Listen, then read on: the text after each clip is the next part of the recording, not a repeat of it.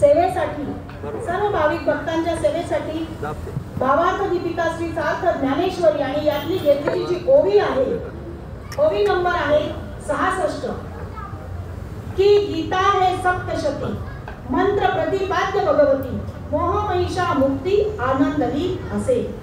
महात्म्यांनो, ही ओवी निवडण्याचं कारण मुळात असं आहे,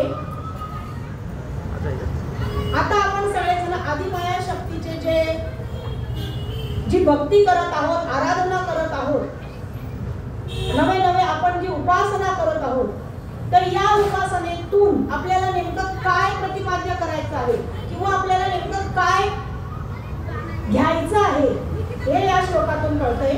ही ओवी जी आपल्याला आहे ती ओवी सांगते की गीता हे सप्तशती मंत्र प्रतिपाद्य भगवती मोह महिषा मुक्ती आनंदली असे. माऊली ज्ञानेश्वरी महाराज सांगतात की ही जी गीता आहे ही कशी आहे, 700 श्लोकांनी, ही जशी आपण श्रीमद आदिमाया शक्ती माता भवानीची सप्तशतीचा रोज पाठ करत आहोत. 9 दिवस या नवरात्रामध्ये आपण हा परिपाठ करून एक जोगवा मागत आहोत की आई तू मला भक्तीचा जोगवा दे, मुक्तीचा जोगवा दे. तसंच हे जे सप्तशतीचं पाठ चालू आहे, पारायण चालू आहे, तर भगवंताने इथे काय सांगितलंय, भगवान श्रीकृष्ण परमात्मा अर्जुनाला सांगतात की अर्जुना की गीता हे सप्तशती हे 700 श्लोकांचं जे मी तुला मंत्र प्रतिपाद्य भगवती, ही एक भगवती माताच साक्ष भावाने उपतरित आलेली आहे किंवा अवतरित झालेली आहे. ही जी 700 श्लोकांची भगवती आहे ती काय करते बरं, मोह महिषा मुक्ती आनंदिली असे. महात्म्यांनो, इथे अर्जुनाला एक दाखवताना किंवा सांगताना असं एक भगवंताने सांगितलेलं आहे की जो मोह महिष आहे ना, हा कुठला बाहेरचा नाही बरं का अर्जुन, तुझ्याच आतला मोह, मद, मत्सर, क्रोध, दंभ, अहंकार हे जे सगळे आहे, हे महिषासूर आपल्या प्रत्येकाच्या आत भरलेले आहे आणि त्यांचा आपल्याला निपात करायचा आहे, त्यांचा आपल्याला पराजय करायचा आहे. पण ही ओवी अशी सांगते की हा पराजय होईल, पण कसा बरे, त्याच्यासाठी आणखी पुढची एक ओवी आपल्याला मदतीला द्यावी लागेल. माऊली म्हणतात, म्हणोनी मने काय वाचा जो सेवक होईल येचा तो स्वानंद साम्राज्याचा चक्रवर्ती करी. अतिशय सुंदर या ओव्या आहेत. माऊली म्हणतात की जर तुला आपल्या आतमध्ये असणाऱ्या प्रत्येकाला, आता हा उपदेश कोणाला बरं आहे महात्म्यांनो, हा उपदेश कुत्र, मांजर, हत्ती, उंट, घोडा यांना आहे का, नाही. जे जिवंत आणि ज्वलंत पृथ्वी तलावर चालणारे, बोलणारे, हसणारे मानव प्राणी आहेत त्यांच्यासाठी हा उपदेश आहे. भगवद्गीता इतका सुंदर ग्रंथ आहे, ज्ञानेश्वरी इतकं सुंदर एक शास्त्र आहे. महात्म्यांनो, याच श्लोकाची निवड का करावी, तर गेल्या एकादशीला जी एकादशी झाली त्या एकादशीला सत्संग चालू असताना आता हा श्लोक घेण्याची पूर्वपीठिका थोडी सांगण्यात मला सांगावं असं वाटतंय. त्या सत्संगामध्ये गुरुवर्य युवराज दादांनी 18वा अध्याय काढला आणि 18व्या अध्यायातून त्यांनी एक श्लोक निवडला. इतका सुंदर श्लोक होता आणि त्या श्लोकावर त्यांनी जे विवेचन केलं, त्यांनी सांगितलं की हा श्लोक घरी गेल्यानंतर तुम्ही पुन्हा वाचून पहा किंवा पडताळून पहा. तो श्लोक वाचत असताना असं झालं की श्लोक वाचून लगेच आपण ठेवत नाही, पुन्हा पुढे काय करता करता मग हा 78वा श्लोक आला आणि नंतर आठवलं की अरे आता आपण जे भगवतीची आराधना करणार आहोत, उपासना करणार आहोत, इथे तर तीच उपासना सांगितलेली आहे. पण ओरिजिनल हा जो शब्द वापरावासा वाटतो की ही ओरिजिनल उपासना करण्यासाठी हा श्लोक किंवा ही ओवी आपल्याला फार मदतीची होणार आहे की गीता हे सप्तशती मंत्र प्रतिपाद्य भगवती मोह महिषा मुक्ती आनंदली असे. आदिमाया शक्तीचं आपण भजन, पूजन, अर्चन, वंदन, स्मरण सगळं करतोय किंवा नवविधा भक्ती जी आपल्याला शास्त्रकारांनी सांगितलेली आहे. श्रवणम कीर्तनम विष्णू स्मरणम पादसेवनम अर्चनम वंदनम दास्यम सख्यात्म निवेदनम. महात्म्यानं हे जे काही सांगितलेलं आहे ते ही जी नवविधा भक्ती आहे, नवविधा भक्तीची सुरुवातच मुळात कशी झालेली आहे, पहिली जी भक्ती सांगितली ती श्रवण भक्ती सांगितली. श्रवण भक्ती करत असताना अर्जुनाचं नाही का आपल्यासारखं झालं. आधी एक तो ऐकायला तयार नव्हता. तो काय म्हणत होता की ज्यांना मी समोर बघतो आहे ते सगळे कोण आहेत, माझेच काका मामा माझे चुलते आजोबा आणि यांना मी कसं काय करू मारू. त्यावेळेला भगवंताने सांगितलं की तू एक काम कर ना, तू फक्त मी जे सांगतो ते तू ऐक, तू श्रवण कर. आणि अर्जुनाने खरं श्रवण करायला सुरुवात केली. भगवंताने त्याला सांगितले जो मज होय अनन्य शरण त्याचे निवारिणी जन्म मरण या लागी शरणागत्या शरण्य मीची येतो. आता खरं सांगायचं म्हणजे श्रवण भक्ती करायची, पण ती कोणी करायची? ज्यांना काही कळलेलं नाहीये. शास्त्रार्थ काय आहे, शास्त्रार्थ मधला जो मतितार्थ काय आहे, गुणार्थ काय आहे, शब्दार्थ काय आहे. ज्ञानेश्वरी महात्म्याला जेव्हा आपण वाचायला सुरुवात करतो की नाही, हे मी माझ्या स्वतःबद्दल अनुभव सांगते. कारण जे जे आपण असे ठावे ते ते दुजियासी सांगावे, शहाणे करून सोडावे सकळ जने. जेव्हा पहिल्यांदा ज्ञानेश्वरी वाचायला सुरुवात केली ना, जवळजवळ 1-1.5 वर्ष झालं ज्ञानेश्वरी वाचन चालू आहे, पण कळत काहीच नाही. महात्म्यांजवळ जेव्हा आपण जायचं विचारायचं की बाबा आम्ही वाचतो पण आम्हाला कळत काहीच नाही, ते म्हणायचे की तुम्ही भाव धरून वाचा, तुम्हाला ती नक्की कळेल. बरेच दिवस ज्ञानेश्वरी वाचली चालू होती, पण माझा स्वतःचा अनुभव सांगते की तशीही नाही कळत. हे सांगणं म्हणणं हे खोटं आहे का? अजिबात खोटं म्हणून नाहीये, परंतु एखाद्या मार्गदर्शनकाराने आपल्याला उत्तम मार्गदर्शन करणं हे फार गरजेचं असतं.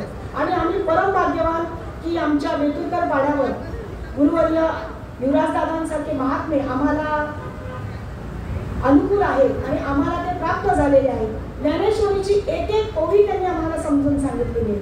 ज्ञानेश्वरी म्हणजे नेमकं काय? आधी जेव्हा आपण सुरुवातीला वाचतोय ऐकतोय तेव्हा आपल्याला फक्त त्या ज्ञानेश्वरीचा अर्थ समजतोय, शब्दार्थ कळतोय. ज्ञानेश्वरी काय, त्याच्या शब्दांचा अर्थ काय आहे. त्याच्यानंतर मग थोडा थोडा भावार्थ कळायला लागला, मग कुठे तो गुणार्थ कळायला लागला. ही जी ओवी आहे ना, जो माझं होय अनन्य शरण, ही शरणागती आधी बऱ्याच वेळा वाचली गेली की नेमकं शरण म्हणजे काय. जेव्हा ही ओवी वाचण्यात आली, ऐकण्यात आली, समजण्यात आली, तेव्हा लक्षात आलं की शरण म्हणजे नेमकं काय. आतापर्यंत आपण पाहिजे तसं शरण केलेलंच नव्हतं. शरण नाणं म्हणजे काय, जसं सांगितलं की तरी तनु मनु जीवी अगरबत्ता लागावे दासे सकळ. जर साधू संतांना शरण जायचं असेल तर कसं शरण जावं लागेल? तनु मनु जीवी, तनाने मनाने आणि जीवाने असं शरण जावं लागेल. आता इथे असं आहे की ज्ञान सांगत असताना समोर जे तुम्ही बसलेले आहात, तुम्ही सगळेच जण सच्चिदानंद ब्रह्मस्वरूप नवे नवे प्राप्त स्मरणीय असे असणारे माझे सद्गुरू ठिकाणी आहात. आणि तुम्हाला मी काय सांगणार आहे, कसं आहे ना की उपदेश करायचा आहे, पण तो कोणाला करायचा आहे? ज्यांना हे ज्ञान प्राप्त नाही त्यांना उपदेश करायचा आहे. पण तरी असो, जसं बाबा सांगतात की जसं असेल तसं. कारण इथून जे बोलणं जाणार आहे की चाळूंची मंडळ बोलत असे वाणी, हे सगळं कोणाच्या सत्तेने चालणार आहे? जसं भगवद्गीतेमध्ये एक श्लोक आला आहे, गतिर्वर्धा प्रभू साक्षी निवास शरणम सुहृत प्रभव प्रलय स्थानम निदानम बीजमव्यय.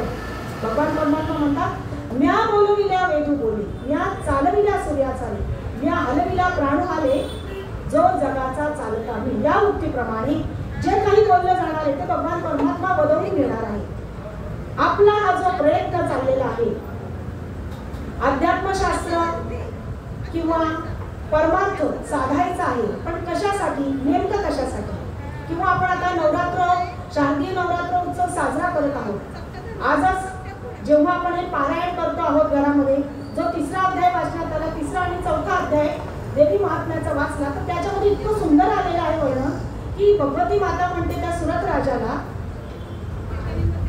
तू मला शरण ये, मला शरण आल्याच्या नंतर तुझा जन्म मरणाची मी गुंता सोडवणार आहे. तो सुरत राजा म्हणतो त्या मेधा ऋषींना की ऋषीश्वरा, माझं राज्य गेलं, अण्णांना माझी दशा झाली, मी तुम्हाला शरण आलो, परंतु मला का कळत नाही किंवा काय कोण जाणे, मला तो मोह निर्माण होतोय आणि मला पुन्हा असं वाटतं की पुन्हा त्या राज्यात जावं, पुन्हा राज्य संपादन करावं आणि पुन्हा माझं जे राज्य आहे ते वाढवावं. नवे नवे या 3ऱ्या अध्यायामध्ये देवी महात्म्याचे आणखीन एक वर्णन आलेले की जो वैश्य आहे, जो व्यापारी आहे, त्या व्यापाराला त्याच्या कांतेने म्हणजे त्याच्या पत्नीने, मुलांनी जो काही त्याच्याकडचं द्रव्य होतं, जे काही संपत्ती होती ती त्याने हिरावून घेतली, त्यांना हाकलून दिलं. तोही त्या मेधा ऋषींच्या आश्रमात आलेला आहे आणि आल्याच्या नंतर तोही तेच विचारतोय की मला सुद्धा का बरं हा मोह होतो. महात्म्यांनो, या ज्या कथा आहे, हे जे शास्त्र आहे, उपनिषद आहे, वेद आहे, हे सगळं आपल्याला मानवाला मार्गदर्शन करण्यासाठी आहे, ना की परत परत परत परत त्याचे पारायण करत राहा. बरं, असं किती पारायण केल्यानंतर आपली सुटका होईल? किती पारायण केल्यानंतर आपला उद्धार होईल? मग करू नये का? नक्की करायचं आहे, पण समजून उमजून करायचं आहे. त्याच्या मागचा भावार्थ जो आहे, त्याच्या मागचा हेतू जो आहे, मार्कंडेय मुनींनी सुतांनी हे जी कथा सांगितलेली आहे जनमानसाला सांगण्यामागाकडे त्यांचा नेमका अभिप्राय काय आहे? अभिप्राय हाच आहे की 84 लक्ष योनी बोलल्यानंतर आपल्याला अतिशय सुंदर जी सुवर्ण संधी प्राप्त झालेली आहे. हा जो मानवदेह प्राप्त झालेला आहे. बाबा तर नेहमी श्लोक म्हणतात, पुनर्वितम पुनर्मित्रम पुनर्भार्या पुनर्मयी एतत् सर्व पुनर्लभ्यम न शरीरम पुन्हा पुन्हा. अतिशय सुंदर बाबांचे श्लोक जेव्हा मुखातून ऐकावेत ना, तर असं नाही की श्लोक ऐकले आणि कानातून फक्त राहिले, तर ते हृदयात जातात. बाबा तुमचे जे 2 श्लोक आहेत ना, तुम्ही ऐकल्यानंतर मी पाठ करून घेते बरं का. एक श्लोक आहे, शैले शैलेन माणिक्यम मोक्तिकम न गजे न गजे साधो नाही सर्वत्र चंदनम न वने वने. महात्म्यांनी सांगावं आणि आम्ही त्या पावलावर चालावं, कारण आम्हाला हे पक्क ठाऊक झालेलं आता बरं का. काय ठाऊक झाले? तेनेची पंथे चालू जाता न पडे गुंता कोठे काही. बाबांनी जसं सांगितलं की पुनर्वितम पुनर्विक्रम, सगळं काही मिळू शकते. पत्नी दुसरी करता येईल, एक मुलगा जर समजा अनाचित अवधानाने न मारे गेला तो आपल्याला सोडून म्हणा, किंवा तरी सुद्धा दुसरा मुलगा होऊ शकते. एकदा गेलेली संपत्ती पुन्हा प्राप्त होईल, परंतु एकदा का जर आपलं शरीर गेलं, शरीर ही उत्तम संपत्ती आहे, तर मग हे पुन्हा शरीर आपल्याला प्राप्त होणे नाही. आणि हे शरीर हे उत्तम साधन सांगितलेलं आहे महात्म्यानं. जसं एका ठिकाणी सांगितलंय की प्रत्येकाने जीवन जगत असताना भक्ती ही फार गरजेची आहे, परंतु जीवन जगत असताना जर आपण काही नियमानुसार जर जगलो तर खरंच साधू संतांनी जे मार्गदर्शन केलेलं आहे, जसं भगवद्गीता सांगते की गीता आहे सप्तशती मंत्र प्रतिपाद्य भगवती मोह महिषा मुक्ती आनंदेवी असेल. ही जी गीता सप्तशती आहे ना, सप्तशती म्हणजे नवरात्रीचे, नवदेवीचे, नवचंडीचे 9 अवतार. आपण सगळेजण प्रार्थना करतोय, आराधना करतोय. पहिल्या दिवसापासून आपण म्हणतोय प्रथमं शैलपुत्रीति द्वितीयं ब्रह्मचारिणी तृतीयं चंद्रघंटेति कृष्णांडेति चतुर्थकं पंचमं स्कंदमातेति षष्ठं कात्यायनीति च सप्तमं कालरात्रि च महागौरीति चाष्टमं नवमं सिद्धिदात्री च नवदुर्गा प्रकीर्तिता. याप्रमाणे आपण प्रत्येक जण नवदुर्गांची आराधना करतो, पण नवदुर्गा प्रत्येक दिवसाला आपल्याला एक एक भक्ती जागृत करायला सांगते. जसं आपल्याला या सगळ्या भक्ती जागृत करता करता करता नवविधा भक्तीपर्यंत यायचं आहे. त्याच्यामध्ये मग नवविधा भक्तीच फक्त महत्वाची आहे का? नाही. श्रवणही महत्वाचं आहे, दास्य महत्वाचं आहे, स्मरण महत्वाचं आहे, संकीर्तन महत्वाचं आहे. पण या नवविधा भक्तीपर्यंत येताना या ज्या पहिल्या 8 भक्ती सांगितल्या ना, त्या समजून उमजून करणं फार महत्वाचं आहे, ना की फक्त आत्मनिवेदन भक्त. आपण जर डायरेक्टली तिथपर्यंत गेलो आणि या 8 भक्ती नाही समजून घेतल्या तर मला नाही वाटत की ते फलद्रूप होऊ शकेल. 8 भक्ती समजून घेणं म्हणजे नेमकं काय? जसं महात्मा म्हणतात की शिवो भूत्वा शिवो येजे, देवो भूत्वा देव येजे. आपल्याला जर भगवान परमात्म्याला शरण जायचं असेल तर आधी तो कळला तर पाहिजे की नाही. शिव तर कळला पाहिजे, तेव्हा ते शिवाची आराधना होईल. देव तर कळला पाहिजे. इथे होतंय काय माहिती का? ज्याची पूजा करायची, ज्याची आराधना करायची, ज्याचा स्तवन करायचा आहे, त्याचाच नेमका ठाव ठिकाणा नाहीये. जसं साधू संत सांगतात, हाका मारी ज्याचे नावे त्याचे नावाची नाही ठावे, काय गातो हे कळेना राग आळवितो नाना. ज्याच्या नावाने तो हाक मारतोय त्याचं नावच माहिती नाही, मग कसं काय बरं त्याच्याने आपली गाठभेट होईल? किंवा राग तो नाना आळवितोय, परंतु एकाही रागाचा त्याला खांगती खाला पत्ता नाही. तो मालकच राग गातोय, भूप गातोय, भैरवी गातोय, त्याला रागच माहिती नाही, पण राग मात्र वेगवेगळं आळवतोय. तरी सुद्धा गणित चुकणार आहे. हे गणित समजून घेण्यासाठी आपण आता मूळपदावर यायचं. हे जर गणित समजून घ्यायचं असेल तर महात्मे सांगतात तद्विधी प्रणिपातेन परिप्रश्नेन सेवया उपदेक्षन्ति ते ज्ञानं ज्ञानिनः सत्त्वदर्शिनः। हे अर्जुना, तुला जर ते परात्पर परेच्या पलीकडचं अविच्छिन्न असं जे ज्ञान आहे, जे सनातन धर्म, जो सनातन संस्कृतीचा जो एक वारस आहे, तो जो ठेवा आहे, तो जो तुला समजून घ्यायचा असेल तर साधू संतांना शरण गेल्या पलीकडे तुझ्याकडे पर्यायच नाही। हा एकच उपाय तुझ्याकडे असा आहे किंवा ही एकच युक्ती तुझ्याकडे अशी आहे की या युक्तीने जर तू गेलास ना तर तू 4 पुरुषार्थ साध्य करू शकतो। मग कोणती युक्ती, कोणता उपाय? उपाय तो पुढच्या ओळीत त्यांनी सांगितलाय, म्हणून मने वाचा काय जो सेवक होईल इयेचा तो स्वानंद साम्राज्याचा चक्रवर्ती होईल। जर मनाने, कायेने आणि वाचाने या भगवद्गीतेचा, या ज्ञानेश्वरीचा जर सेवक झालास ना तर स्वानंद साम्राज्याचा चक्रवर्ती करी। म्हणजे काय? तर तू मोक्षपदाचा अधिकारी होशील। मोक्षपदाचा अधिकारी होण्यासाठी किंवा हा जो मानव धर्म आपल्याला, मानव जन्म जो आपल्याला प्राप्त झालेला आहे, त्या मानव जन्माचं जे साफल्य करायचं असेल तर हे जे 4 पुरुषार्थ सांगितले, धर्म, अर्थ, काम आणि मोक्ष, हे साध्य करणं फार गरजेचं आहे। हे साध्य करण्यासाठी आपल्याला उपाय सांगितला की साधू संतांना शरण गेलंच पाहिजे। कारण सद्गुरू वाचोनी संसारी तारक न सेची निष्ठंग आन काही इंद्रचंद्र देव ब्रह्मादी करोनी संशयाची छेदितीना। ज्ञानोबरायांचं हे मत आहे। पुढे जाऊन तुकोबरायांकडे गेलं तर त्यांनी तोच दाखला दिला, तेच प्रमाण दिलं, शब्दही तेच वापरले। सद्गुरू वाचोनी सापडेना सोय धरावे ते पाय आधी आधी आपण सारिखे करी पितात काळ नाही काळ वेळ काढतया लागी। म्हणजे महात्म्यानं एक विचार करण्यासारखं आहे, तुकोबारायांना सुद्धा सद्गुरूंना शरण गेलंच पाहिजे असं वाटतं। ज्ञानोबारायांनी सुद्धा तेच सांगितलं, नाथबाबांनी सुद्धा तेच सांगितलं। सगळ्या साधू संतांचं म्हणणं एक आहे की जर तुम्हाला ते परात्पर परेच्या पलीकडचं जे सत्य ज्ञान हवं असेल किंवा माऊलीकर ज्ञानेश्वरीमध्ये म्हणतात ते ज्ञान हृदयी प्रतिष्ठे आणि शांतीचा अंकुर फुटे मग विस्तार बहुप्रगटे आत्मपदाचा। ते जे आपल्या हृदयस्थ जे ज्ञान आहे ते जर अवगत करून घ्यायचं असेल, प्राप्त करून घ्यायचं असेल तर मग काय करावं लागेल? या संतांना शरण जावं लागेल। आणि आजच्या या कलियुगामध्ये बघायला गेलं तर संत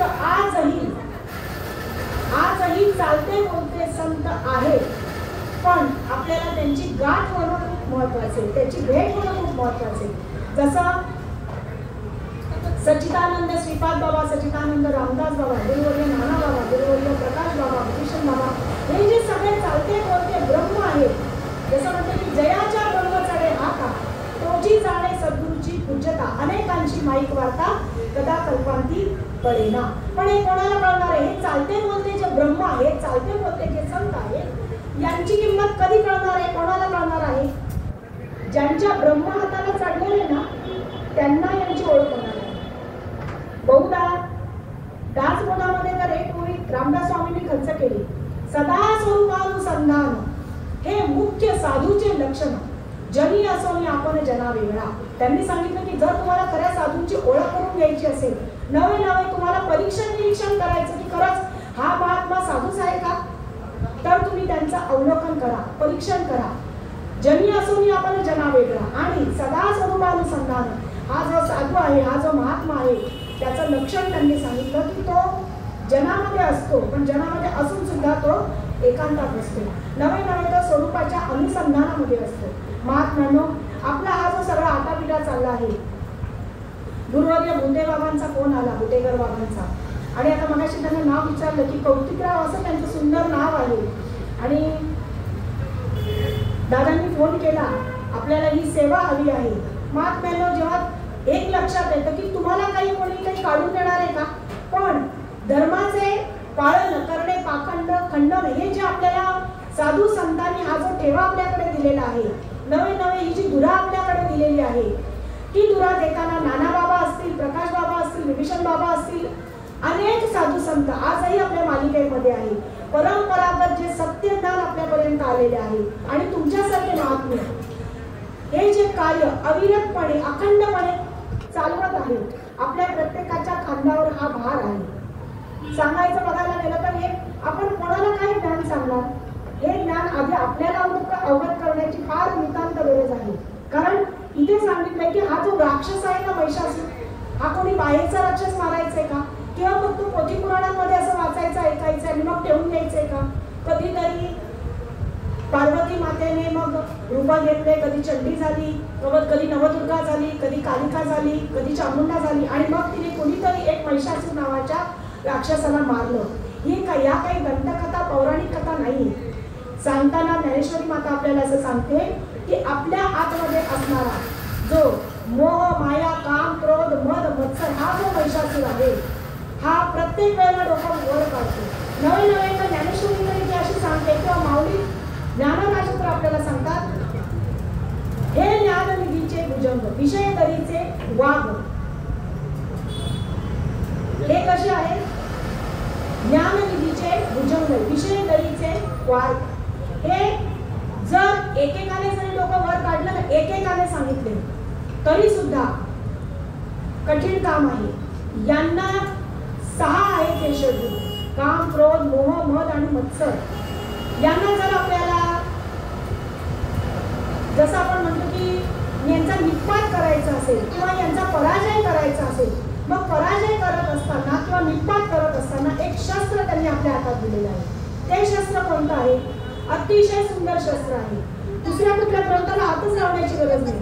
माऊलीने ते शस्त्र सांगितले: नाम जपू यज्ञ तो परम, बाधू न शके स्नानाती कर्म, नामे पावन धर्म, नाम परब्रह्म वेदार्थ.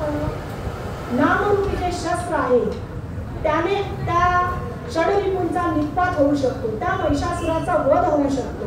पण हे नाम कसं जपायचं आहे? कबीर महाराजांनी दाखला दिला: श्वास श्वास से नाम ले, वृथा श्वास मत कोय, ना जाने फिर श्वास का, आवन होय न होय कबीरा, आवन होय न होय.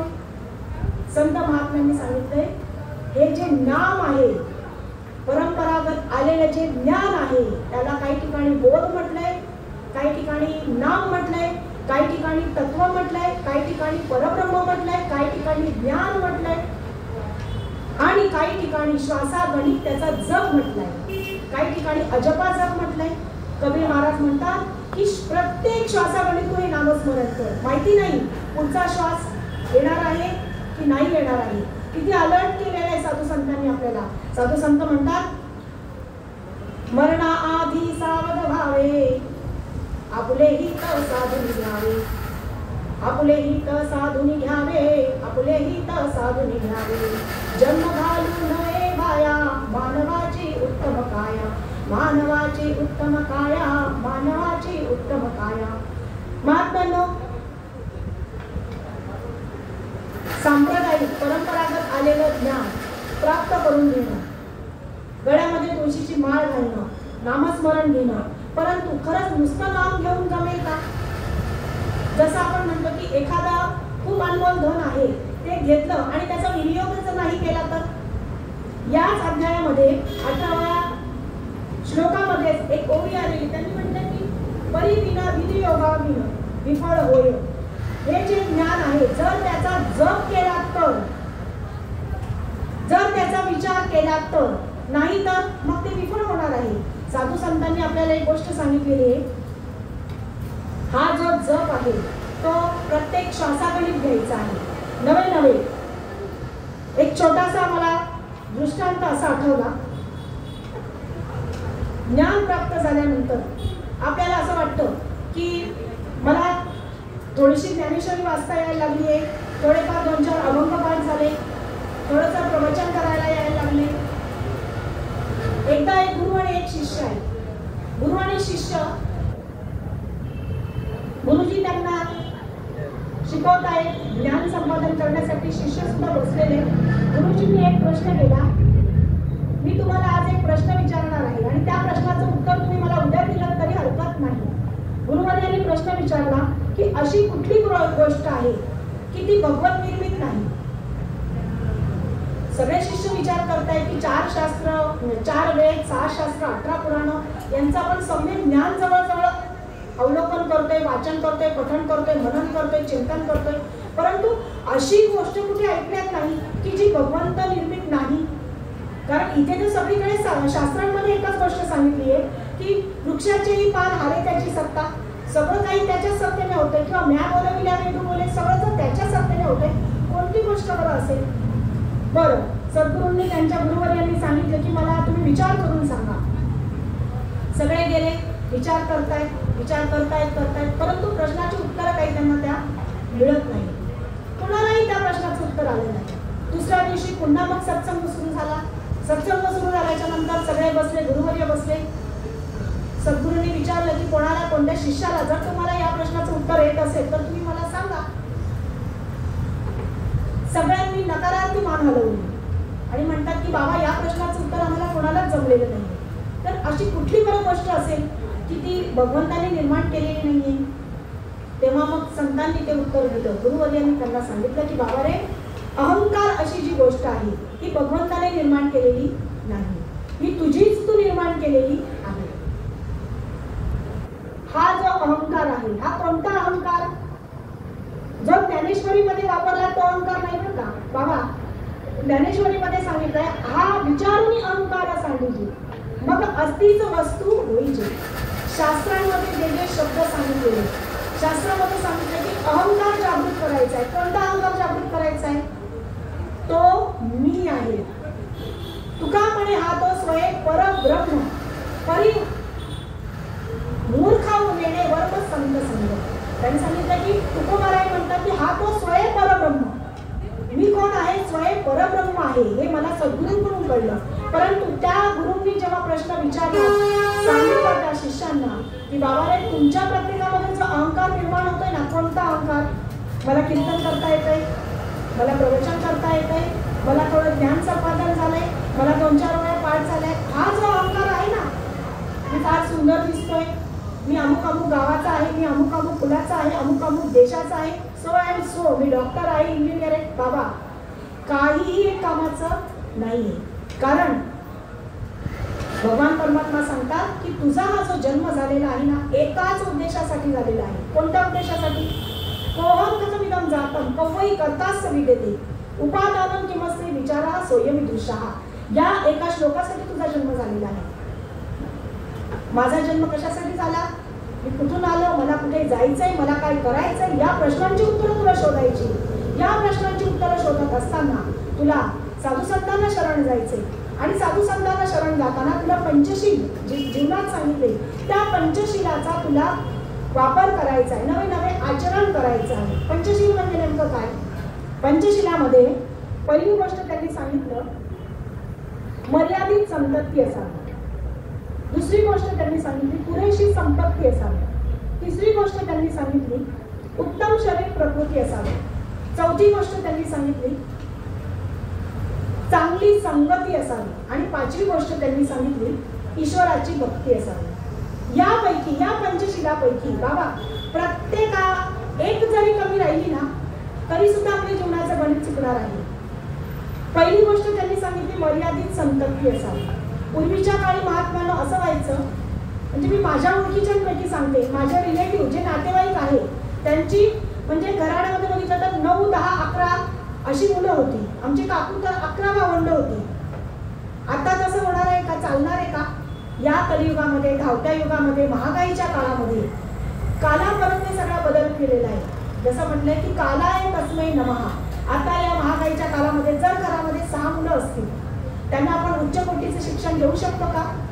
चांगलं एज्युकेशन देऊ शकतो का? नाही देऊ शकत आहे. त्यांना त्यांच्या सुखसुविधा नाही पुरवू शकणार. म्हणूनच साधू संतांनी हे पहिला एक नियम सांगितला की मर्यादित संतती असावी. मर्यादित संतती असेल तेव्हा तुम्ही त्यांना उच्च शिक्षण देऊ शकता, चांगला संस्कार देऊ शकता, चांगले शिकवण देऊ शकता आणि आपली ही जी सनातन संस्कृती आहे टिकवण्याचं ज्ञान आपण त्यांच्यापर्यंत पोहोचवू शकतो. दुसरी गोष्ट त्यांनी सांगितली आपल्याला मर्यादित संपत्ती असावी, पुरेशी संपत्ती असावी. पुरेशी असा शब्द याच्यासाठी वापरला की जेव्हा खूप जास्त संपत्ती होते की नाही तेव्हा हा जो पहिला दृष्टांत सांगितला अहंकार नावाचा, पहिले त्याला अहंकार येतो. उदाहरण जर बघायचं किंवा दृष्टांत जर सांगायचं म्हटलं तर एखादी व्यक्ती अगदी जसं आपण म्हटलो की 1 RK घरामध्ये राहत असतो चाळीमध्ये. काही दिवसाच्या नंतर त्याच्या खिशामध्ये थोडा बँक बॅलन्स त्याचा वाढतो. मग नंतर तो 1 BHK, 2 BHK, 3 BHK फ्लॅटमध्ये जातो. बरं, गेल्याच्या नंतर काय होतं माहिती का, त्याच्यामध्ये इतकं परिवर्तन होतं की नंतर तो अगदी बऱ्यापैकी चाळीत राहणाऱ्या लोकांची अबोला धरतो आहे ना. हा परिवर्तन होतं की म्हणलं नाही, त्यांचं स्टेटस वेगळं आहे, आपलं स्टेटस वेगळं आहे. हे त्याची मानसिकताही बदलायला लागते बरं का. पण संपत्ती असावी, परंतु ती पुरेशी असावी. जर खूप जास्त आपण म्हणतो ना टाटा, बिर्ला, अंबानी जर हे जरी झाले तरी मला एक महात्म्यानं सांगा, नाही का तर आपल्याला हा देव सोडून त्यांना जावं लागणार. एक दिवस असा येणार आहे की त्यांना सुद्धा हा देव सोडून जावं लागणार आहे. मग खूप जास्त संपत्ती झाली तर माणूस वाया जाईल. म्हणून तेव्हा जसं आपण म्हटलं की अन्न, वस्त्र आणि निवारा या ज्या माझ्या मूलभूत गरजा आहेत ना त्या भागतील इतकी तू माझी संपत्ती मला दे. तिसरी जी गरज सांगितली या पंचशिलामधून ती सांगितली उत्तम शरीर प्रकृती. हे जे सांगितलेलं पोहम कथमिदम जातम, हा जो विचार आपल्याला सांगितलेला आहे, आचरण जर करायचं आहे किंवा आपल्याला सनातन संस्कृती टिकवण्यासाठी आपली स्वतःची जर शरीर प्रकृती चांगली नसेल, उत्तम जर शरीर प्रकृती नसेल, हे जर साधनच चांगलं नसेल तर आपण काय साध्य करणार नाही का. जर आपली तब्येत चांगली नसेल आपण काय ध्यानाला बसणार, किती वेळ आपण चिंतन करणार, किती वेळ आपण मनन करणार, बरं आपण काय शास्त्र श्रवण करणार, काय आपण पठण करणार, काय आपण निधिध्यासन करणार. शरीर जर चांगली नसेल, पहिली गोष्ट मेंटली आणि फिजिकली जर तुम्ही स्ट्रॉंग असाल तर तुमची आपण जसं म्हणतो की पॉझिटिव्ह थिंकिंग तुमची वाढेल. आजारी माणूस असेल तो नेहमी नकारात्मक बोलतो. एखाद्या आजारी माणसाला विचारलं की कसं काय वाटतंय, ते म्हणजे काही खरं नाही राहिलेले, सगळे आजार बळावले. एखाद्या निरोगी माणसाला विचारलं तर काय कसं काय वाटतं, तुमचं एकदम छान, एकदम उत्तम, बरं वाटतंय, छान वाटतंय, तो पॉझिटिव्ह आहे. साधू संतांनी आपल्याला एक विचार सांगितलं की आपल्याला सतत सकारात्मकच राहायचे, आपल्याला नाही तर निगेटिव्ह थिंकिंगकडे जायचे. कारण नकारात्मक गोष्टी जी आहे ती आपल्याला अधोगतीला नेणारी आहे आणि सकारात्मक ऊर्जा जी आपल्याला आहे ती आपल्याला ऊर्ध्वगतीला नेणारी आहे. साधा साधा निसर्गातला विचार बघा ना, जेव्हा आपण एखादी ज्वाळा लावतो किंवा समजा 2 लाकडं पेटवल्याच्या नंतर त्या लाकडातून निघणारी जी ध्वनी आहे, ती जी ज्वाला आहे, ती ज्वाला वरच्या दिशेने जाते की खालच्या दिशेने जाते. बरं, तिला दिशा कोणी सांगितली? ती डाव्या बाजूला सुद्धा टाकू शकते, उजव्या बाजूला सुद्धा टाकू शकते, खालच्या बाजूला सुद्धा पृथ्वीकडे टाकू शकते. पण तिलाही ज्ञान आहे की ऊर्ध्वगतीला जायचं आहे, ऊर्ध्वगमन करायचंय. पण माणसाला कोणीतरी सांगणारा भेटावा लागतो, कोणीतरी बोलणारा भेटावा लागतो, कोणीतरी मार्गदर्शन करणारा भेटावा लागतो. तेव्हा त्याला कुठेतरी मग चेतना मिळते की अरे हा मला हे करायचं बरं का, हे साध्य करायचंय. म्हणून हे साध्य करत असताना आपल्याला आपली शरीर प्रकृती ही उत्तम असली पाहिजे. चौथी गोष्ट जी त्यांनी सांगितली ती संगती सांगितली. उत्तम संगती असावी, चांगली संगती असावी. संगतीवर फार भर दिलेला आहे. जवळजवळ सर्व शास्त्र सांगतं की जर संगतीने जर तो राहिला, एका ठिकाणी प्रमाण दिलेले आहे, ढेकणाच्या संगे हिरा जो भंगला, साधुरे नाळला साधू तैसा, कुसंगे नाळला साधू तैसा, ढेकणाच्या संगे हिरा जो भंगला, कुसंगे नाळला साधू तैसा. एक क्षण त्या ढेकणाचा आणि त्या हिऱ्याचा जर संग झाला ना तर हिऱ्याला तो इतका मोठा घन सुद्धा पडू शकत नाही हो. पण ढेकणाचा संग आल्याबरोबर त्याचे 2 तुकडे होऊन जातात. तसंच कुसंगती जर एखाद्या माणसाला लागली तर त्याचा विपरीत परिणाम झाल्याशिवाय राहत नाही. याचं आणखी उत्तम उदाहरण सांगता येईल की मलयगिरी पर्वतावर, पर्वत तर भरपूर आहे, चंदनही बऱ्याच प्रकारचे, पण शास्त्रामध्ये बऱ्याच ठिकाणी मलयगिरी पर्वताचा उल्लेख केलेला आहे की जर मलयगिरी पर्वतावर आपण जर बघितलं ना, त्या पर्वताच्या आजूबाजूला जरी मोरी आणि बाबळी असतील तरी त्यांच्यातून सुद्धा या मलयगिरी चंदनाचा सुगंध येतो. का? संघ चांगल्याचा केला, संघ थोडा मोठ्यांचा केला. साधू संतांनी आपल्याला या गोष्टीकडे अंडरलाईन करायला सांगितले. तुझ्या जीवनाचं जर तुला शिल्पकार व्हायचं असेल तर चांगल्याची संगत कर, उत्तमाची संगत कर. नवे नवे त्यांनी जर सांगितलं की तुझे जर तू विचार परिवर्तन करशील, चांगल्याच्या संगतीत जर आला तर तुझे तू विचार परिवर्तन आधी करशील. त्यांनी सांगितलं की change your thoughts, change your destiny. तुझे विचार बदलतील, तुझे दैव बदलेल, तुझं नशीब बदलेल. पण हे कधी चांगल्यांच्या संगतीत आले तर. चांगल्याच्या संगतीत येण्यासाठी सत्संगती फार गरजेची आहे. मग संगती कोणाची करावी? एखाद्या व्यक्तीची, महात्म्याची संगती, चालत्या बोलत्या व्यक्तीची संगती मिळाली तर फारच उत्तम. पण नाही जर त्यांची संगती मिळाली करता आपल्याला, तर माऊलींनी ज्ञानेश्वरी लिहिलेली आहे त्याची संगती करावी. बाबा तर नेहमी म्हणतात रोज 51 वेळा वाचा. गाथा आहे, कालच्याच दिवशी आमच्या महात्म्यांनी, महाराजांनी आमच्या सकल संत गाथा काढला होता. आणि सकल संत गाथा काढत असताना त्यांनी फक्त एक चाळायचं म्हणून, चला बरेच दिवस झाले आपण गाथा काढलेला नाही, आणि गाथा काढला. गाथा काढल्याच्या नंतर खरंच असं डोळ्यात ना पोटात पाणी आलं. इतके सुंदर अभंग त्यांनी लिहिलेले आहेत ना महात्म्यानं. पण गाथा आहे इतका मोठा आणि वेळ आहे आपल्याकडे कमी आहे ना, असं वाटायला लागलं की हा ठेवूच नाही. परंतु महाराजांनाही थोडंसं बाहेर जाण्याचं काम होतं. सांगायचं तात्पर्य असं आहे की आपला हा जो जन्म आहे ना हा खरंच कमी पडणार आहे. गाथा आहे, एकनाथी भागवत आहे आणि अमृतानुभव आहे, विचारसागर ग्रंथ आहे. इतके सुंदर सुंदर आणि इतके अभूतपूर्व ग्रंथ या सनातन संस्कृतीने आपल्याला दिलेले आहे. आणि प्रकाश बाबा, विभीषण बाबा, नाना बाबा या सर्व गुरुवर्यांनी हे जतन करून ठेवलेलं आहे. तो विचार त्यांनी आपल्यापर्यंत कसाचा कसा देण्याचा प्रयत्न केलेला आहे. महात्म्यानं विचारसागर ग्रंथ जेव्हा वाचला, ऐकला ना, तेव्हा त्याच्यामध्ये त्यांनी सुंदर असे मांडणी सांगितलेली होती. गुरु शिष्यांचा तो अतिशय सुंदर संवाद आहे. सद्गुरू आणि शिष्य चर्चा करत असताना, विषय करत असताना प्रश्न असा विचारला की शरीर दुःख कशामुळे, संसार दुःख कशामुळे. तर संसार दुःख हे आहे शरीरामुळे. शरीर दुःख कशामुळे? शरीर दुःख हे कामक्रोधामुळे, रागद्वेषामुळे. रागद्वेष कशामुळे? रागद्वेष अनुकूल प्रतिकूल ज्ञानामुळे. आता हे धावतं सांगते. अनुकूल प्रतिकूल ज्ञान कशामुळे? अनुकूल प्रतिकूल ज्ञान हे स्वरूपाच्या अज्ञानामुळे. उलट जरी केलं, स्वरूपाचं अज्ञान जर नसेल तर आपल्याला रागद्वेष येणार नाही. प्रतिकूल अनुकूल ज्ञान होईल, अनुकूल प्रतिकूल ज्ञान झालं, मग रागद्वेष राहणार नाही. रागद्वेष जर आपल्याला समजलं तर मग आपल्याला शरीर दुःख होणार नाही. शरीर दुःख नसेल तर संसार दुःख नसेल. याही प्रकारे जा किंवा त्याही प्रकारे जा, एकूण गणित एक होणार आहे. महात्म्यानं सांगण्याचा दृष्टांत आणि सिद्धांत फार सोपा आहे आणि खूप सरळ आहे की हे जे शास्त्र आहे हे कशासाठी त्यांनी लिहून ठेवले साधू संतांनी. त्यांनी हाडाची काढं केली, रक्ताचं पाणी केलं. नवे नवे सच्चिदानंद प्राप्त स्मरणीय श्रीपाद बाबा यांनी या महाराष्ट्र भूमीमध्ये अतिशय मोठी क्रांती केली. आणि हा जो नामठेवा आहे, परंपरागत आलेलं आहे, जे दिव्य ज्ञान आहे ते आपल्यापर्यंत त्यांनी पोहोचवलं. महात्म्यांना या भगवद्गीतेच्या, या ज्ञानेश्वरीच्या 8व्या अध्यायामध्ये ओळी आलेली आहे. चंद्र तेथे चंद्रिका, संत तिथे विवेका. चंद्र तेथे चंद्रिका, शंभू तेथे अंबिका, संत तिथे विवेका असले कीजे. चंद्र आहे तिथे चंद्रिका आहे, शंभू आहे तिथे अंबिका आहे, संत आहे तिथे विवेक आहे. या उक्तीप्रमाणे हे जे ज्ञान आपल्याला आहे, जर विवेक नसेल तर भक्ती मार्गामध्ये, नारद भक्ती सूत्रामध्ये किंवा नारद भक्ती महात्म्यामध्ये जी नारदाची कथा आलेली आहे, धावता थोडीशी ती कथा सांगेल.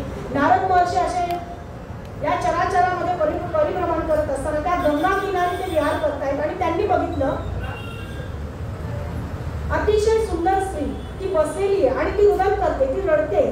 नारद महर्षी तिच्याकडे गेले आणि बघितलं की जवळ जाऊन पाहिल्यानंतर एक गोष्ट त्यांच्या लक्षात आली की ती स्त्री मांडी घालून बसलेली आहे आणि तिच्या उजव्या मांडीवर डोकं ठेवून एक म्हातारा माणूस झोपलेला आहे, डाव्या मांडीवर डोकं ठेवून आणखी दुसरा एक म्हातारा माणूस झोपलाय आणि ती रडते. नारद महर्षीने तिला विचारलं, नमन केलं आणि विचारलं की आई तू कोण आहेस आणि तू का रडतेस. मग तेव्हा त्या स्त्रीने सांगितलं की मुनिवर्य मी भक्ती आहे, माझं नाव भक्ती आहे. मग त्यांनी प्रश्न केला की तू भक्ती आहे, तू तरुण आहे, हे कोण आहे. तर म्हणे हे माझे पुत्र आहे. हे एकाचं नाव आहे विवेक आणि एकाचं नाव आहे वैराग्य. ही दोन माझी मुलं आहेत. मग नारद महर्षीचा प्रश्न पडला की तू इतकी तरुण आणि हे इतके म्हातारे का? तेव्हा नारद महर्षी म्हणते, भक्ती माता म्हणते की जेव्हा द्वापार युगाच्या अंती मी तिथून माझा द्वापार युगात जोपर्यंत मी होते तोपर्यंत मी चिरतरुण होते, परंतु आता या कलियुगाची सुरुवात झालेली आहे आणि मी जरी तरुण असेल तरी माझी ही जी मुलं आहेत विवेक आणि वैराग्य यांना वार्धक्य प्राप्त व्हायला लागले, म्हणजे ते म्हातारे व्हायला लागलेले आहे. आपल्याला माऊलींनी ते ओळी सांगितलेली आहे आणि बऱ्याच ठिकाणी सगळ्या शास्त्रामध्ये या गोष्टी खाली अंडरलाईन करायला सांगितलेली की जोपर्यंत आपल्याला विवेक आणि वैराग्य प्राप्त होत नाही किंवा आपण विवेक आणि वैराग्याचं संपादन करत नाही तोपर्यंत या गोष्टी आपल्याला प्राप्त होऊ शकत नाही किंवा या गोष्टींचा आपण विचार करू शकत नाही. महात्म्यांना जसं सांगितलंय, शास्त्र ग्रहण करत असताना किंवा शास्त्र ऐकत असताना ते कोणत्या प्रकारे ग्रहण करायचे किंवा कोणत्या प्रकारे ते आपण घ्यायचं आहे या गोष्टीला पण फार महत्त्व आहे. एक छोटासा दृष्टांत आठवला की एका ठिकाणी भागवत सप्ताह चालू आहे आणि भागवत सप्ताह चालू असताना ते जे महात्मे आहे ते श्लोक सांगतायत, श्लोकाचं विवेचन करतायत आणि लोक ऐकतायत. तर तिथे असाच एक माणूस होता की ज्याला आपण म्हणता येईल की तो पूर्णपणे ज्ञानीही नाही आणि अज्ञानी. काही लोक आहेत की स्वतःला ते अज्ञानी असतील तरी ज्ञानी म्हणून घेतात, असे लोक आहेत या कलियुगामध्ये. तर तो जो माणूस होता तो समोरच येऊन बसला. महात्म्यांनी श्लोक गायला सुरुवात केली. सर्वोपनिषदो गाओ दोग्धा गोपाल नंदना पार्थो वत्स सुधीर भोक्ता दुग्धम गीता कृतम. मग त्यांनी विचार केला की इतका सुंदर श्लोक सांगितला, महात्म्यांनी सुद्धा श्लोकाचं वर्णन सांगितलं आणि नंतर श्लोकाच्या अंती म्हणाले की तुम्हाला सगळं समजलं का, श्लोक कसा काय आहे, मी काय सांगितलं. तो जो पुढे बसलेला एक माणूस होता, तो भक्त होता, तो म्हणता महाराज मला बाकीचं सगळं समजलं, परंतु ते जे तुम्ही तो बोलले ना की दो गधा, ते दोन गधे कोण होते? महात्म्यांनो, प्रश्न विचारणारा कोणत्या पद्धतीने विचारतोय आणि सांगणारा कोणत्या पद्धतीने सांगतोय. बाबा नेहमी सांगायचे सच्चिदानंद श्रीपाद बाबा की सांगणारे त्यांनी विचार करायचा आहे, शब्द फार ते तिखट वापरायचे की ऐकणारे सगळे लायक आहेत, सांगणारे आहे की नाही. त्याच पद्धतीने हे जे शास्त्र आहे श्रवण करत असताना आपण अतिशय चिंतन मनन करून श्रवण करायचं आहे. ही जी ओळी घेतलेली आहे की गीता आहे सप्तशती मंत्र प्रतिपाद्य भगवती मोहमैषा मुक्ती आनंदली असे. ही जी सप्तशती गीता आहे बाकीचे कुठले शास्त्र उलगडण्याची गरजच नाहीये, कारण भगवद्गीतेमध्ये किंवा ज्ञानेश्वरीमध्ये इतके सुंदर सुंदर ओव्या आहेत, इतके सुंदर सुंदर श्लोक आहेत. भगवती माता तर सांगते, अर्जुना वेदविद जरी झाला माते नेळता वाया गेला कण सांडून बोलिला कोंडा जैसा. तू 4 वेद 6 शास्त्र 18 पुराण सम्यक ज्ञान जरी मुखोद्गत केलंस आणि एक मला जर जाणलं नाहीस ना तरी सगळं वाया जाणार आहे. तर मला जाणणं म्हणजे नेमकं काय? मला जाणणं म्हणजे श्वास जो आपला चालू आहे तो श्वास म्हणजेच देव आहे. सच्चिदानंद श्रीपाद बाबा रामदास बाबा यांनी हा एकच निरोप आपल्याला सांगितलेला आहे. देव देव म्हणजे काही बाहेर कुठे देव शोधण्याची गरज नाही. देव देव म्हणून व्यर्थ का इंदसी नीच देव नेनसी कोठे काही. देवा नाही रूप देवा नाही नाव देवा नाही ठाव कोठे काही. या देवाची जी परिभाषा आहे, जी जो पत्ता आहे तो या ज्ञानेश्वरी ग्रंथामध्ये सांगितलेला आहे. भगवान परमात्मा म्हणतात एरवी सर्वांच्या हृदय देशी मी अमुका आहे ऐशी जे बुद्धीस पुरे अवतीशी ते वस्तू नामी. जर तुम्ही आपल्याला विचारलं की खरंच देवाचा पत्ता काय आहे, 15वा अध्याय 15वा श्लोक पहिली ओवी आहे. एरवी सर्वांच्या हृदय देशी सगळ्यांच्या हृदयामध्ये तो एक भगवान परमात्मा विराजमान आहे. जसं समज म्हणतात नमस्ते सतेते जगत्कारणाय नमस्ते चित्ते सर्व लोकाश्रयाय नमो द्वैत तत्वाय मुक्तिप्रदाय नमो ब्रह्मणे व्यापिने शाश्वताय. प्रत्येकाच्या श्वासामध्ये एकच देव विराजमान आहे, एकच शक्ती विराजमान आहे आणि त्या शक्तीला नाम असं म्हटलेलं आहे. त्या शक्तीला गीता ज्ञान म्हटलेलं आहे, त्या शक्तीला ज्ञान म्हटलेलं आहे आणि ते ज्ञान सच्चित अनंत स्वरूप आहे आणि ते आपण परम भाग्यवान. कारण साधू संतांनी सांगितले हंसो हंस हंस श्वेत बक श्वेत हो तो वेगळो. नील आणि क्षीर, जसं म्हटलं की बगळा ही पांढरा आहे आणि हंस ही पांढरा आहे. परंतु जो बगळा आहे तो काय करतो, पाणी आणि दूध सगळं एकत्र ग्रहण करतो. आणि जो हंस आहे, जो परमहंस आहे, तो कसा आहे, दूध आणि पाणी, नीर आणि क्षीर तो वेगळं करतो. ही जी नीर आणि क्षीर वेगळे करण्याची जी कला आहे महात्म्यांनो, ती ज्यांच्याकडे परंपरागत आलेलं ज्ञान आहे, म्हणजे कोणाकडे, ते महावैष्णवांकडे. म्हणजे जसं आपण सगळे नामधारक आहोत, या जगावर, या जगाच्या पाठीवर अनेक पंथ, अनेक ग्रंथ, अनेक संप्रदाय उदयाला आलेले आहेत. आपण काही कोणाची निंदा करत नाही, कोणाची स्तुती करत नाही, परंतु जे ओरिजिनल आहे, जे सत्य आहे, त्याचा मात्र जसं आपण म्हटलं की ठासून प्रचार आणि प्रसार करणं हे प्रत्येकाचं आद्य कर्तव्य आहे, नवे नवे इति कर्तव्य आहे. महात्म्यांनो, जसं म्हटलं की एक गंमत म्हणून एक संगती कोणाची करावी आपण इथपर्यंत आलेलो होतो. आणि जी पाचवी या पंचशिलामध्ये जे सांगितलेलं होतं की ईश्वराची भक्ती, संगती केल्याच्या नंतर जर ईश्वराची भक्ती नसेल, या वरच्या सगळ्या गोष्टी आहेत, मर्यादित संतती झाली, पुरेशी संपत्ती प्राप्त झाली, चांगली संगती मिळाली, उत्तम शरीर प्रकृती झाली, आणि जर आपण ईश्वराची भक्ती करत नसणार, नुसते शास्त्र पठण करतोय, कीर्तन ऐकतोय, प्रवचन ऐकतोय, पण आपल्या आतमध्ये काय आहे, आपल्या अंतरात्मा जो आपला आहे त्याचं जर आपण ओळख करून घेतली नाही, तर मग तरी सुद्धा आपलं गणित चुकणार आहे. कारण कालच्या दिवशी आम्ही क्षेत्रज्ञ हा जो 13वा अध्याय आहे ज्ञानेश्वरीचा, इतका सुंदर अध्याय आहे महात्म्यांनो. असं वाटतं की ज्ञानेश्वरी नेमकी कशी आहे, कोणत्या बाजूने हिला वाचावी बरं. एकदा असा प्रश्न विचारला बाबांना की बाबा कुठल्या बाजूने ज्ञानेश्वरी वाचायला सुरुवात करावी म्हणजे ती अधिकाधिक कळेल आणि अधिकाधिक तिच्याबद्दल आम्हाला प्रेम वाटेल, आम्हाला ती कळेल, रुचेल, समजेल. बाबांनी सांगितलं की लोण्याचा गोळा घ्या आणि त्या लोण्याच्या गोळ्याला कोणत्या बाजूने, कोणत्या अंगाने तुम्ही स्पर्श कराल म्हणजे तो मऊ लागेल, आहे की नाही. सर्वांगाने तो लोण्याचा गोळा मऊ आहे. तसंच हे जे शास्त्र आहे, भगवद्गीतेमध्ये शेवटच्या श्लोकामध्ये सांगितले, जे उपनिषदांचे सार, सर्व शास्त्रांचे माहेर, परमहंस सरोवर सेविजे. जे आपण परमभाग्यवान, परमहंस आपण इथे आहोत, कारण आपण हे उपनिषदांचे जे सार आहे त्याचं आपण सेवन करत आहोत. जगामध्ये अनेक पंथग्रंथ असतील, अनेक संप्रदाय असतील, परंतु आपण छातीठोकपणे सांगू शकतो की आपल्याला मिळालेलं हे जे ज्ञान आहे हे कसं आहे. ज्ञानाची परिभाषा प्रत्येक ठिकाणी वेगवेगळी केलेली आहे, पण रामदास स्वामींनी जी परिभाषा केली, रामदास स्वामी म्हणतात, ऐका ज्ञानाचे लक्षण, ज्ञान म्हणजे आत्मज्ञान, पहावे आपणासी आपण या नाव ज्ञान बोलीचे. ज्ञान म्हणजे खूप काहीतरी पाठांतर करणं, खूप काही कीर्तन करणं, खूप काही प्रसिद्धी मिळवणं, खूप काहीतरी नावलौकिक मिळवणं म्हणजे का नाही. ज्ञान म्हणजे पहावे आपणासी आपण या नाव ज्ञान बोलीचे. आपण कोण आहोत हे आपल्याला आधी कळलं पाहिजे. आणि जोपर्यंत आपल्याला आपण समजून घेत नाही तोपर्यंत आपल्याला ज्ञान झालं असं कळतच नाही. कारण बघा ना, दासबोधामध्ये सांगितले, कोणी सांगितले की ब्रह्मयाने सगळं निर्मिले, ब्रह्मया असं कोणी निर्माण केले, रुद्र विश्वसंहार करिता, परी कोण रुद्रासी संहारिता, कोण काळाचा नियंता कळला पाहिजे. या ज्या ओव्या आहेत, हे जे श्लोक आहेत, सगळेच कुठलाही श्लोक घ्या ना, जसं एखादा श्लोक जरी घेतला की ममेव अंश जीव लोके, जीवभूत सनातना. भगवान परमात्मा म्हणतात की प्रत्येकाच्या हृदयामध्ये मीच एक विराजमान आहे, प्रत्येक मनुष्य प्राणी माझाच अंश आहे.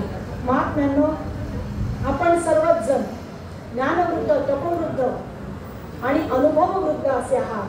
आणि आपल्या सर्वांच्या चरणाची ही जी ओवी घेतलेली होती की गीता आहे सप्तशती, मंत्र प्रतिपाद्य भगवती, मोहमहिषा मुक्ती आनंदेली असे. हे जे सगळं ज्ञान आहे हे कोणाच्या पचनी पडणार आहे बरं. जे ज्ञानवान आहे, जे भक्तिवान आहे, जे परंपरागत ज्ञान आलेलं संपादन केलेले भक्त आहेत, हे त्यांच्या पचनी पडणार आहे. अन्यथा बाकीच्या जर लोकांचा विचार केला तर महात्म्यांनी तर एक अशा ठिकाणी प्रमाण दिले, त्याहुनी दगड भरा देवा, त्याहुनी दगड भरा देवा, तुका म्हणे कैसे तुका म्हणे ज्याची बुद्धी ऐशी जड, तुका म्हणे ऐसी बुद्धी ज्याची जड. बाबा इथे पुन्हा एकदा थोडं थांबते. काय माहिती का, आमच्यासारखे जे आहेत तुम्ही मार्गदर्शन करावं आणि मग नंतर आम्ही सांगावं. म्हणूनच ती ओळी ना, तेण्याची पंथे चालू करता न पडे गुंता गोटे काही. सांगितलंय की ते जे आहे अशी जर बुद्धी जड असेल, जड बुद्धीच्या माणसाला हे पचनी पडेल का? नाही. किंवा मग आणखी तुम्हाला एका ठिकाणी सांगतात, तुका म्हणे कैसे आंधळे हे जन गेले विसरून खऱ्या देवा. महात्म्यानो सगळेच जण भक्ती करतायत. आता नवरात्र आहे, आपण देवी आदिमाया शक्तीची भक्ती करतो आहोत, उपासना करतो आहोत, सप्तशतीचा पाठ करतो आहोत. परंतु आदिमाया शक्तीला जी अभिप्रेत भक्ती आहे ती आत्मनिवेदन भक्ती आहे. आपण आपल्याला जाणायचं हे भगवद्गीतेमध्ये सांगितलेलं आहे.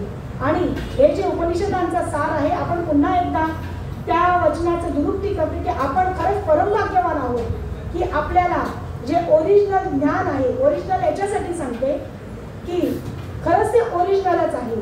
कारण 5000 वर्षापूर्वी भगवान परमात्म्याने हे असंच्या असं सावरणी मनुला सांगितलं.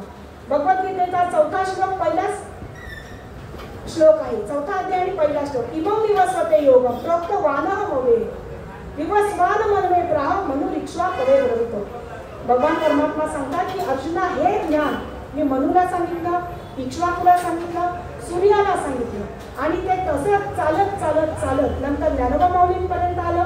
ज्ञानोबा माऊलींपासून श्रीपाद बाबांपर्यंत, रामदास बाबांपर्यंत, गुरुवर्य नाना बाबांपर्यंत, प्रकाश बाबांपर्यंत आणि मग आपल्या सगळ्यांपर्यंत.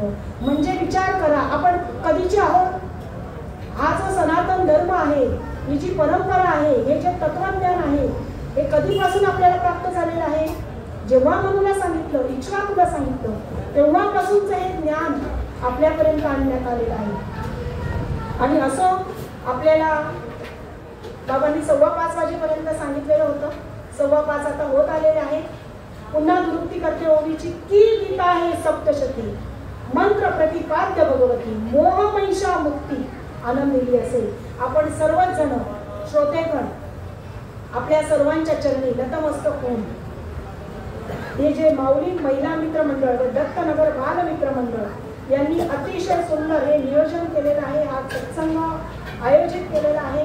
सार्वजनिक नवरात्रोत्सव व कीर्तन सोहळा आपण सर्वच जण कीर्तन प्रवचन सेवन करत आहोत.